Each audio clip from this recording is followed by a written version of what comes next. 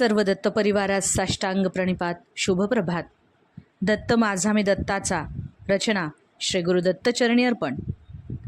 माऊलींनो, 2 दिवसापूर्वी नरसोबाच्या वाडीचा श्री दत्त महाराजांच्या मनोहर पादुकांच्या दर्शनाचा योग आला होता. शिरोळ तालुका, मिरजेपासून जवळ, जिल्हा कोल्हापूर. कृष्णा आणि पंचगंगेच्या पावन संगमावर वसलेले श्री क्षेत्र नरसिंहपूर अर्थात वाडी म्हणजेच नरसोबाची वाडी. दत्तावतारी श्री नरसिंह सरस्वती महाराज यांनी या क्षेत्री जवळजवळ 12 वर्ष वास्तव्य करून हे क्षेत्र पावन केले आहे. श्री महाराजांनी येथे तपश्चर्या करून अनेक चमत्कार त्यांच्या भक्तांना दाखवले आहेत. नरसोबाच्या वाडीलाच दत्त महाराजांची राजधानी असेही म्हटले आहे. श्री वासुदेवानंद सरस्वती उर्फ टेंभे स्वामींनी सर्व भारतभर त्यांनी भ्रमण केले आणि वाडीस त्यांनी वास्तव्य केले व त्यांनीच वाडीस दत्तप्रभूंची राजधानी असे म्हटले होते. इसवी सन 1378 कारंजा येथे श्री नरसिंह महाराजांचा जन्म झाला. 1388 त्यांनी संन्यास दीक्षा घेऊन 1421 ते औदंबरी त्यांनी वास्तव्य केले. तसेच 1422 कृष्णा व पंचगंगेच्या संगमानजीकच्या गावात श्री महाराजांचा मुक्काम होता. अशा या पावन संगमस्थळी तपसाधना केल्यावर 1434 त्यांनी येथील औदंबर वृक्षाखाली आपल्या मनोहर पादुका आणि अन्नपूर्णा जान्हवीची स्थापना करून मी येथेच वास करेल अशी ग्वाही त्यांनी त्यांच्या प्रिय भक्तांना दिली. श्री महाराजांनी येथे 12 वर्ष पावन वास्तव्य केल्यामुळे या क्षेत्रास नृसिंह वाटिका म्हणूनही ओळखले जाऊ लागले. कृष्णा पंचगंगेच्या अतिशय मनोहर तीरावर हे क्षेत्र वसलेले आहे. त्यालाच आज आपण नरसोबाची वाडी म्हणून ओळखतो. या स्थळी तिन्ही त्रिकाळ दत्तभक्तीचा सुंदर असा जागर सुरू असतो. पहाटेपासून म्हणजे पहाटे 3 वाजल्यापासून ते रात्री 10 वाजेपर्यंत येथे काकड आरती, अभिषेक, पवमान पठण, महापूजा, धूपदीप आरती, पालखी सोहळा व अखेर शेजारती असा नित्यनेम मोठ्या श्रद्धाभावाने व उत्साहाने येथे आजही सांभाळला जातो किंवा आपणास पाहायला भेटतो. पावसाळ्यामध्ये नदी किनारी वसलेलं असल्यामुळे येथे महापुरामध्येही पाणी हे पादुकांना स्पर्श करण्यासाठी आतुर असते. कृष्णामाई दत्त महाराजांच्या पादुकांना स्पर्श करण्यासाठी आतुर असते. आणि या पाण्यात सुद्धा म्हणजे येथे जेव्हा महापूर येतो तेव्हा एवढे पाणी असूनही येथील जो पुजारी मंडळी आहेत ते येथील नित्यक्रम त्याच नेहमीच्याच उत्साहात साजरा केला जातो किंवा पार पाडतात येथील नित्यक्रम ते. व ज्यावेळी येथे दक्षिणद्वार सोहळा असतो तर या सोहळ्याचं पुण्य घेण्यासाठी अनेक भक्त मोठ्या संख्येने वाडीस येतात आणि दत्त महाराजांचे दर्शन घेतात. पादुकापर्यंत जेव्हा पाणी येते त्यावेळेस मात्र येथील उत्सव मूर्तींना म्हणजे महाराजांना टप्प्याटप्प्याने हलवले जाते. वाडी हे जरी हिंदूंचं पवित्र स्थळ असलं तरीही अशी आख्यायिका आहे की विजापूरचा जो आदिलशाह होता त्याच्या मुलीस दृष्टी नव्हती, तर आपल्या मुलीला दृष्टी मिळण्यासाठी त्यांनी वाडीस येऊन श्री महाराजांना प्रार्थना केली की आपल्या मुलीला दृष्टी मिळावी. तर त्यांनी केलेल्या प्रार्थनेमध्ये त्यांना सकारात्मक त्यांना आशीर्वाद मिळाल्यामुळे किंवा त्यांच्या मुलीला दृष्टी मिळाल्यामुळे बादशहाने या मंदिराचे बांधकाम करून दिले.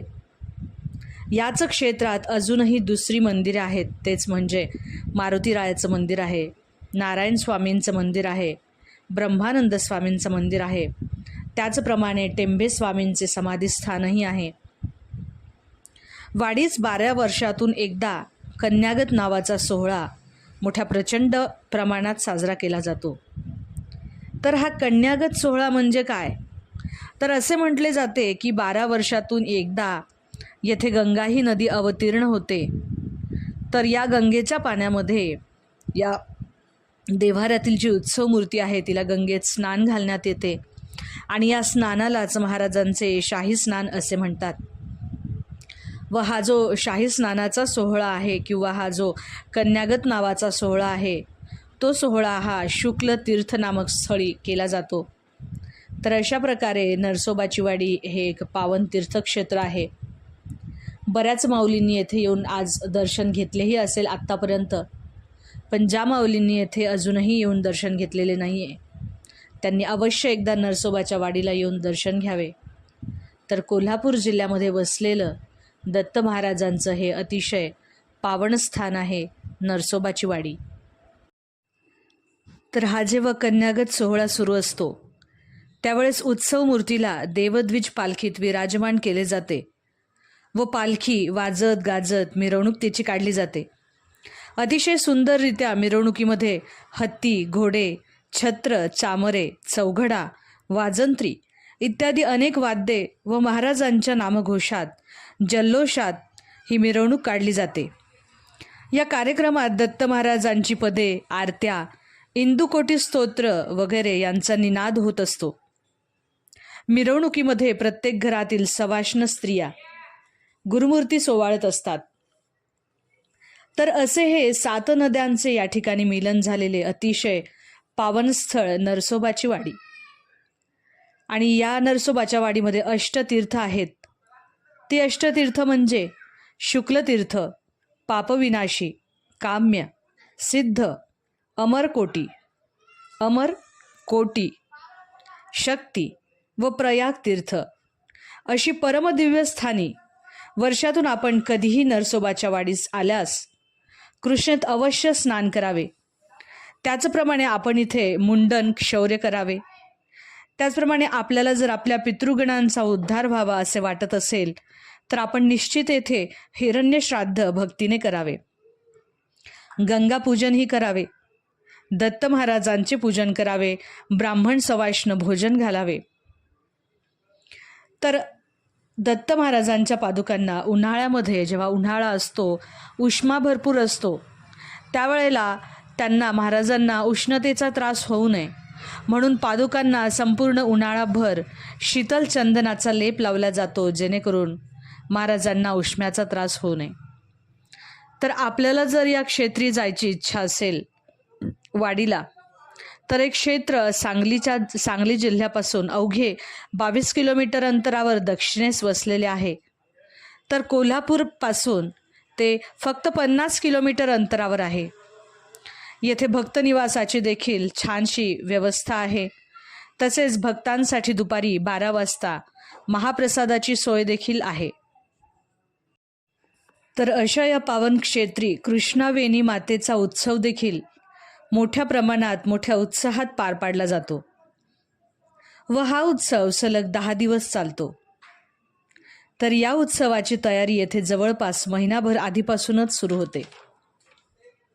या सोहळ्यामध्ये कृष्णावेणीची सालंकृत मूर्ती वाद्याच्या गजरामध्ये मंडपात आणली जाते. मिरवणुकीमध्ये भालदार, चोपदार, छत्र, चामरे, ब्रह्मवृंद, लेझिम पथक असतात. मोठ्या उत्साहात ही मिरवणूक केली जाते. त्याचप्रमाणे यावेळेला कीर्तन, भजन व विविध गाण्याचे कार्यक्रम आयोजित केले जातात.